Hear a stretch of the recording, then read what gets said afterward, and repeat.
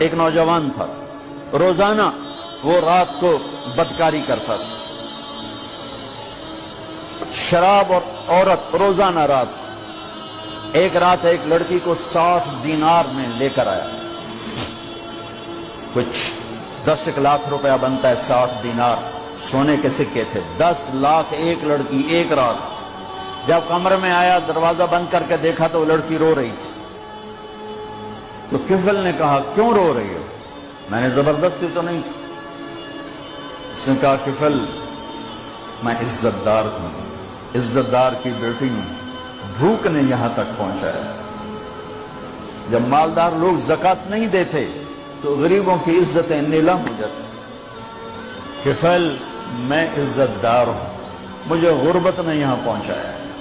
تو کفل رونے لگا، کہنے لگا بہن جس عزت کے ساتھ آئی تھی اسی عزت کے ساتھ چلی جائے، میرے لیے دعا کر دے، میں بہت کمینہ انسان۔ لڑکی چلی گئی، کفل کو نہیں پتا کیا ہونے والا ہے۔ تھوڑی دیر کے بعد وہ مر گیا، جوان مر گیا۔ صبح ہوئی، جیسا اس شخص کا کردار تھا، نہ اس کو کوئی نہلانے آتا نہ کوئی کندھا دینے آتا، یہیں گل تھڑ کے مر جاتا۔ اس شہنشاہ قربت، اس کی رحمت، سبحان اللہ، ما رحم، کیا رحیم ہے میرا آقا اللہ۔ ہمارے گناہوں کی حیثیت کیا ہے؟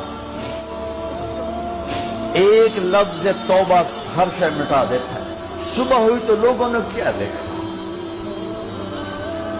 کفل کے دروازے پہ لکھا ہوا تھا بڑا بڑا نورانی سطروں میں، ان اللہ قد غفر للکفل، اللہ نے کفل کو معاف کر دیا۔ یہ کیوں لکھوایا؟